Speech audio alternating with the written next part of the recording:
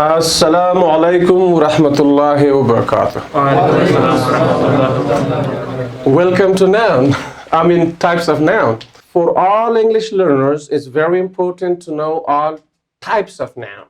Why? Because if you don't know the types of noun, you cannot use them correctly in your sentences.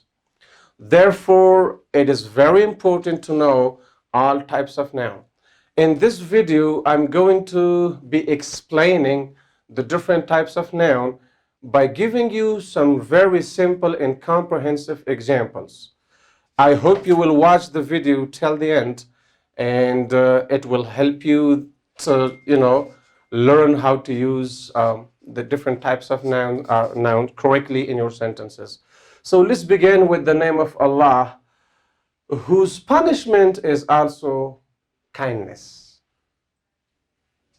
Even the punishment that Allah subhanahu wa ta'ala gives to His creation, to humans, to us, that is also kindness. So He's extremely, extremely kind, okay, and loving. So in general, I've divided noun into two parts in general: proper nouns and common nouns. Why? Because proper nouns have to be capitalized everywhere in your sentences. Doesn't matter whether they come in the middle of your sentence, at the end of your sentence, at the beginning of your sentence, they have to be capitalized, which means the first letter of a proper noun must be always capital. Okay? So now it also teaches you punctuation. Okay? So now you write a sentence and there's a proper noun in your sentence and it is not capitalized. Your whole sentence is wrong according to the rules of capitalization. You got the point? So it is important. So what is a proper noun? It is the name of a person, a specific person. Place, like country, like a province, for example, like a state, like a continent. The name of, months. The names of months are also, proper nouns. The names of days are also proper nouns. And religions, and also companies or businesses. So Tom, Mike, Jamal, Kamal, your own name is a proper noun. And it must be always capitalized in your sentences. Japan, India, Pakistan, Afghanistan, the United States of America, UK, okay? The name of a country is a proper noun. And it has to be always capitalized in your sentences. The names of months, March, April, January, February, these are all proper nouns. And therefore, see, a lot of English learners don't know that. Okay? When they write the names of months in their sentences, they don't capitalize them. That's incorrect. That's wrong, according to the rules of writing. And then days of the week, Sunday, Monday, Tuesday, Wednesday, Friday, they must be capitalized in your sentences. And religions, Islam, Christianity, Judaism, Buddhism, these are our, religions. Okay, according to our faith, the only religion for all humans is Islam, right? But according to those people, those are also religions, right? So they must be capitalized, okay? And the names of organizations, Microsoft, Roshan, Etisalat, Afghan Wireless, Atarud, Kardan University, Salam University. These are all proper nouns. So keep in mind that proper nouns are those which refer to specific people, places, things, okay, organizations, days, months, religions. And they have to be always capitalized in your sentences. I'm repeatedly saying this because you need to know this, okay? When you write these nouns in your sentences, so look, Japan, if you don't capitalize it, and if you write it like this, It will be incorrect. It will be not acceptable according to the writing rules. Okay? So the name of a country must be always, proper nouns must be always capitalized. The rest of the nouns, the rest of the types are all common nouns. Why? Because they don't have to be capitalized unless they come at the beginning of your sentences.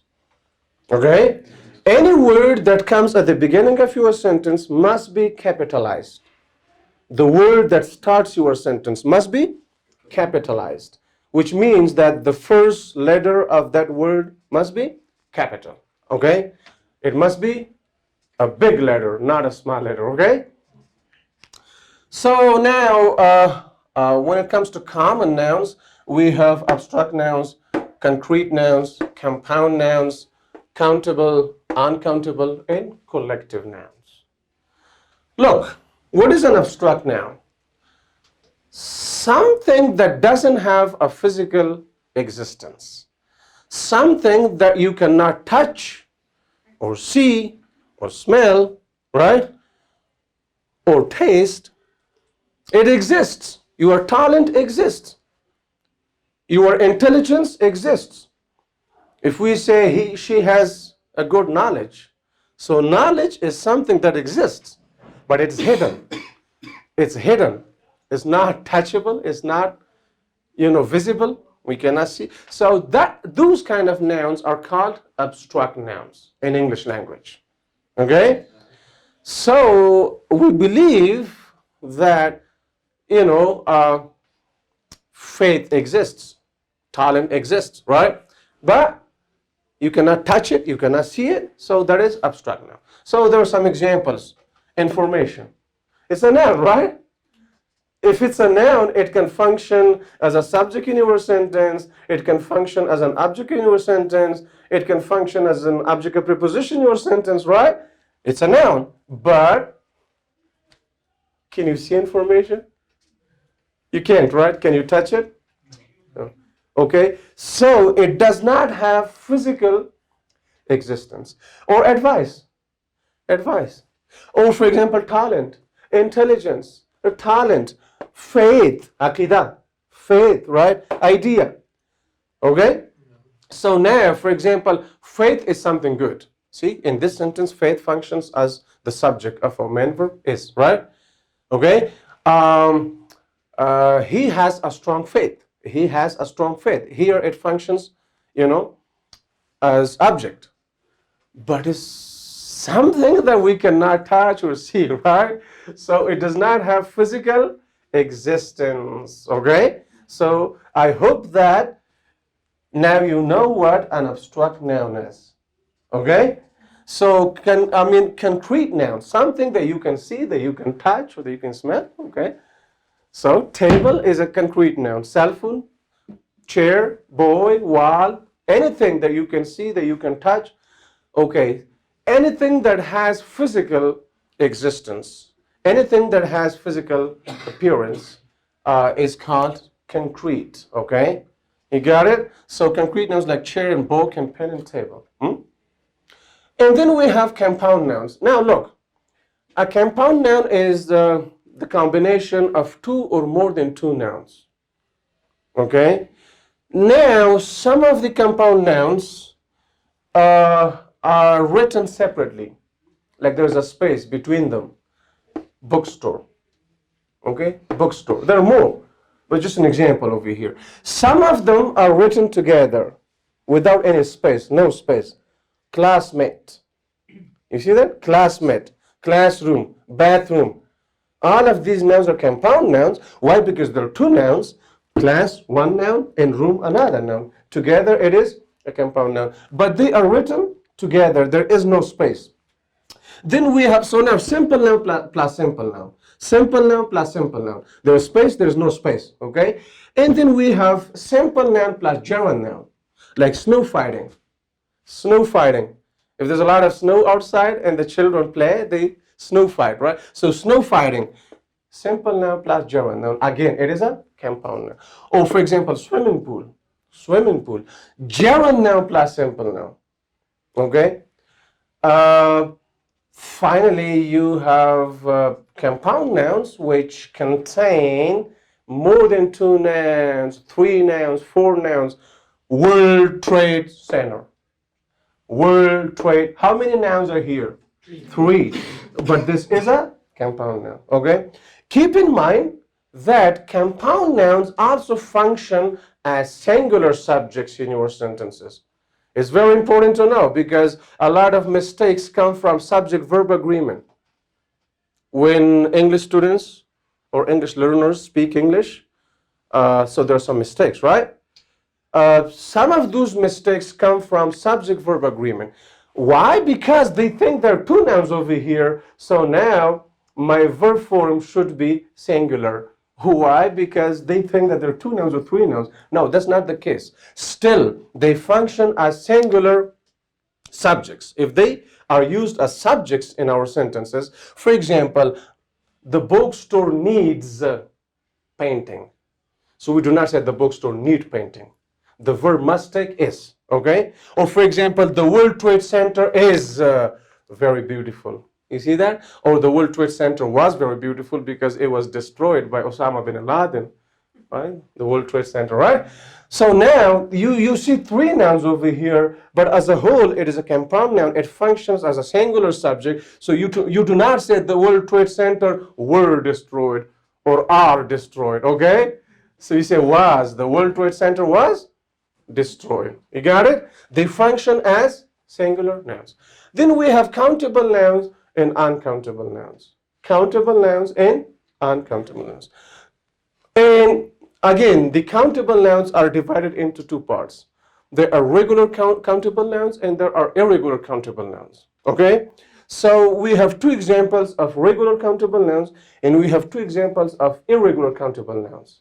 So what's the idea over here? Look, if your countable noun is regular, you can make it plural by adding is or es. By adding is or es. For example, boy, boys. Girl, girls. But some verbs take es. For example, box. If there's x at the end of a noun, okay, and you want to make it plural, so boxes takes es. Okay? Or for example, watch. If there's ch, okay? So then you want to make it plural, watches. Okay? So now if there's x, there's ch, there's sh, there's z, or there's o at the end of, a noun, and you want to make that noun plural, so what do? You add es. Okay? All the rest of the nouns take only s. Okay? But those which end with these specific letters take es. So now, if it's irregular now, you cannot add s or es. So man, we cannot say mens. I've heard some English students, some English learners saying, women's were coming here yesterday, okay? No. Now, instead of giving it is, you bring a change in the middle of this noun. So man, and you change a to e. Man. Okay? So woman, there's a, right? And you change it to women. Women, okay? A is changed to e. And the pronunciation is also different now. Woman, one woman. And women, women, okay? And foot, feet. Tooth, teeth. So these are irregular nouns. They're countable, they're irregular nouns, okay? So I hope you got the idea that countable nouns are divided into two types. Okay, one type, regular, okay? You can make them plural by adding s or es. And the other type, irregular, so you cannot make them plural by adding s or es, okay? Some other changes could be brought, okay? And then you have uncountable nouns, which cannot be counted. For example, water, okay? Sugar, for example, sand, dirt or soil, okay? Oil, meat, even bread in English language is uncountable now. So now you can say a loaf of bread, okay? You can say a kilo of meat. You can say a bottle of water. You can say, for example, a carton of milk, for example, a carton of milk, right? But they are uncountable nouns. And again, they function as singular nouns. As?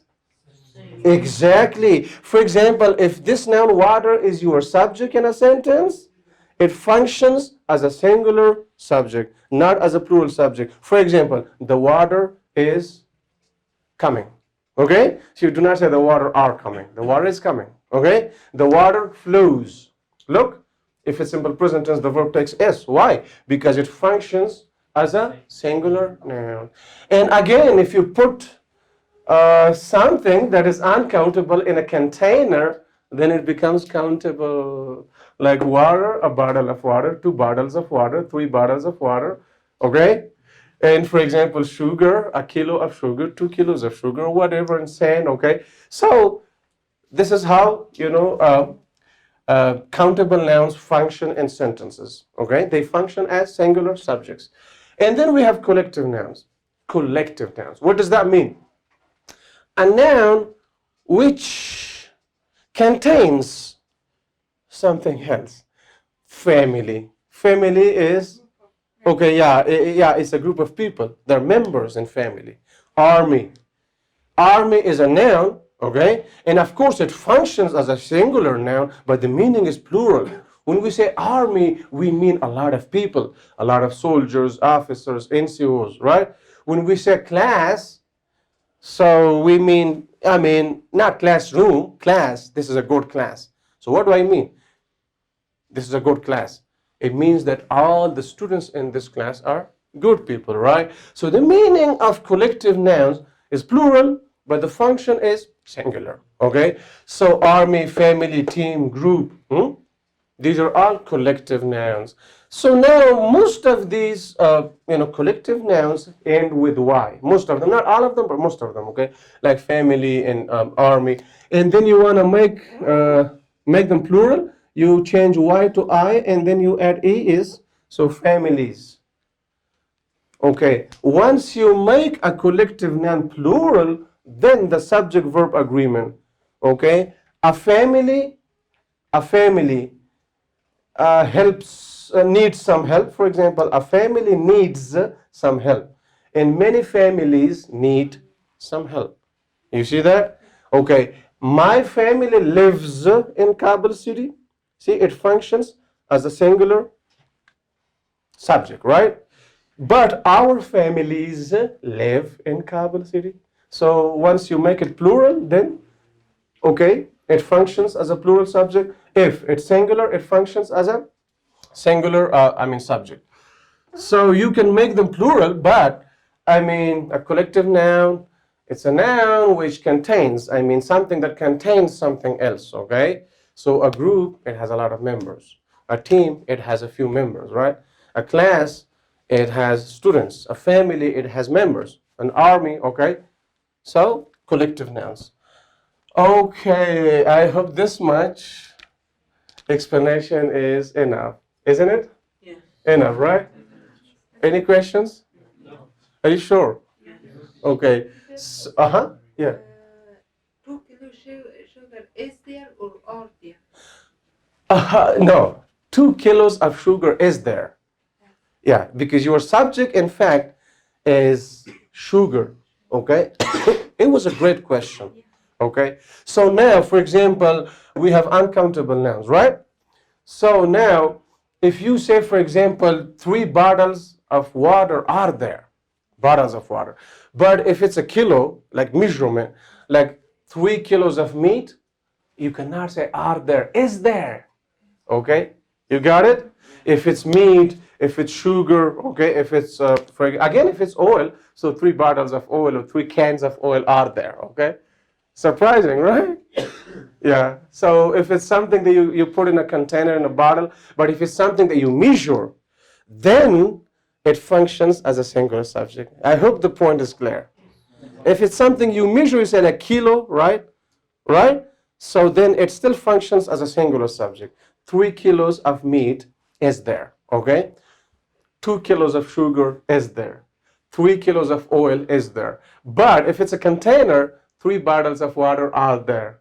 We count the bottles. The bottles, exactly, yeah. But when you say kilo, then still, I mean, the uncountable noun functions as a singular subject. Subject-verb agreement is very, very important. Not only students, but we teachers sometimes make mistakes while, speaking English. Subject-verb agreement. And I notice those mistakes a lot because I've been interviewing English teachers for more than 15 years. So when I have interview with teachers, okay, I notice, subject-verb agreement mistakes, errors, right? Like your subject is singular, but your verb form is plural. Your subject is plural, your verb form is singular. It's very important to know all types of nouns and their functions and their usages, right? So it's very important for all English learners. Okay, so this much explanation is enough, and we may record the following video about types of adjective or something. Have a great time. Bye-bye.